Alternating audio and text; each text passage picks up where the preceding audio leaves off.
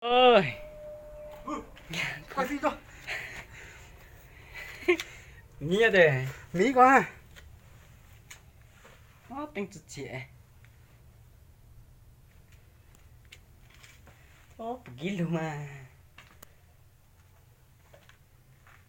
Ơi. Cho nó cho gì lo xuống hiện chữ chữ nữa. Ô, của lúc tên nó chỉ đi. Khi mà.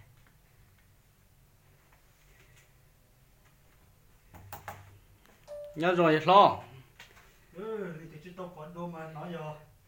Rồi nó mà thật rồi xin ơi. Rồi âm mùa tỉnh điện biên nữa. Cho nó giờ cho Mỹ của. À, chào tôi tàng này. Cái nát trở vào. Tao nó nè. Nghĩa đi. Nói. Nè nè. Tại sao lại Mỹ tại ta nó? Cô làm Mỹ cho nó sao? Ô, nó sẽ mà tôi không xuất đâu. Sao cô luôn đó cha, chú ấy cha có tao rồi đấy à. Nhớ rồi này.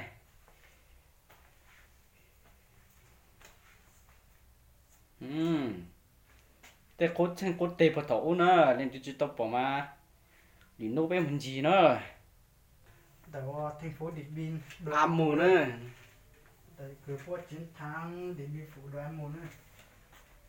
Họ tối nay ta tộc còn nó giờ cho Mỹ và qua. Nó là khổ đó. Cho tiền hôm kia.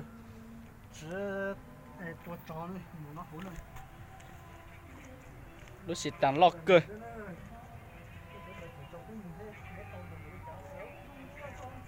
Nó thằng đi lấy chính chính mình gan nó khổ nó. Sao cam sẽ tàu nữa. Chúng tôi đi xưa. Thật rồi anh cả chắc khó nữa nữa. Cô trên chạy chơi thế. Chế đúng chia toàn chặt hồ sơ. Đây cái tông một chế, trong cái kia múa. Có tiền cả tông mới chỉ bố kỹ lò nữa. Không tông nó tên nó. Tên này có một tuần này là. Thì nó xong rồi lại táo mua. Táo mua.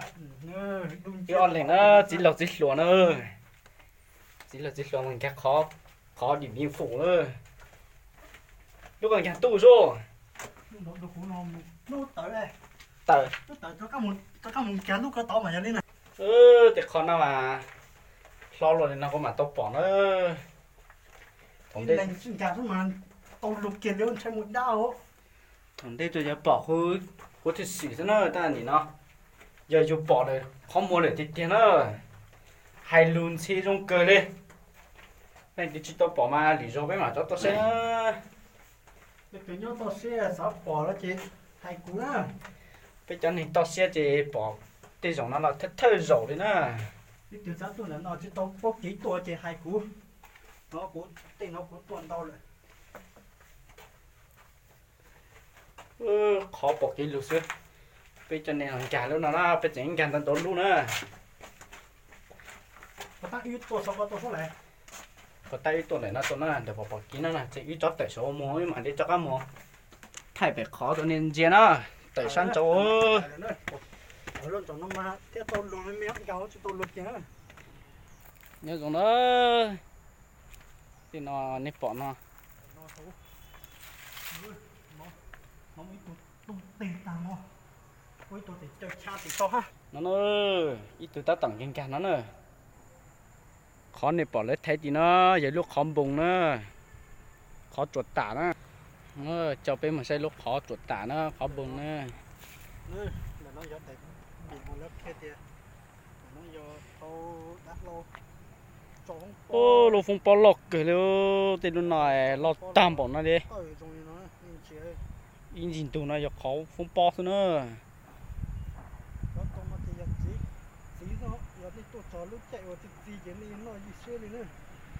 đây là nó dàn giữ cho tao bây cho luôn thì nó tao bao thì thằng gió luôn xin tàu xin tua chính tiền dùng chơi dùng chẳng nó bên nhà nó nằm thôi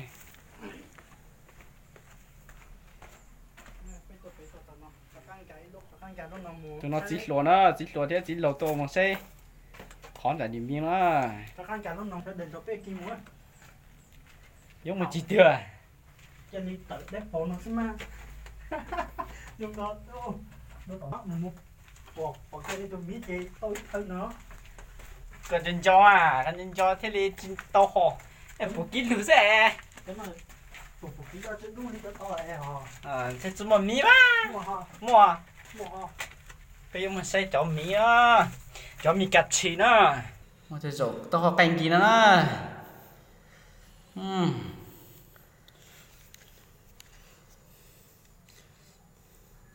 chứ tao không phải là phụ nó phê là nó một cha cha tôi đồ tôi chẳng mà số á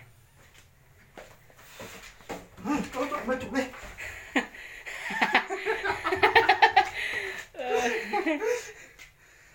chuỗi ha có một chuỗi đây chủ mà quất chủ đấy có chục để cuối rồi tố bùi ở bùa tố chỉ tên là chó chỉ phải chọn nó chỉ số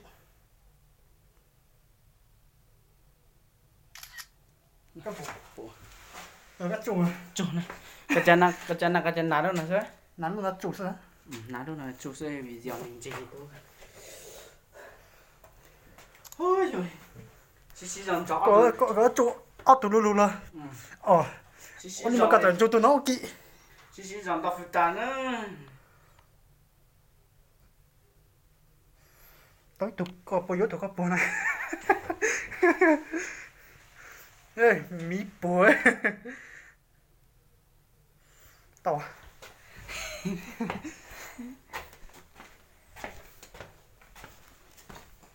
chẳng thắp một lúc khó rồi chuyện to này ấy đó hả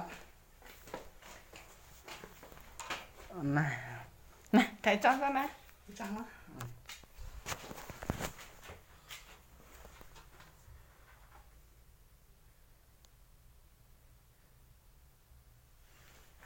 cái vô à không sẽ vô là không vô tôi phải tăng tộc á nè ông chàng tôi tao nó khó nhưng muốn tìm mua ta lo tôi tao này tôi thấy số cứ cố hà số muốn số ôi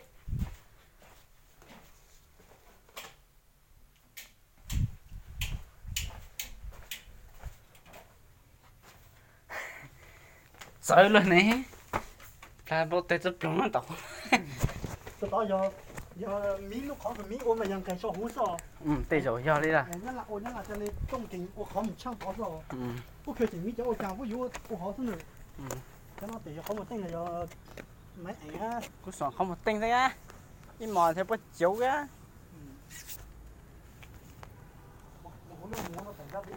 phải cái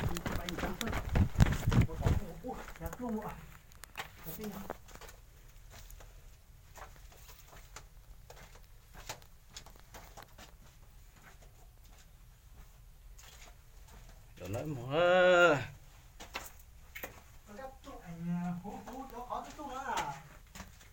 hả? Nó chút chuột. Cái ta có tụ nó tụ đó.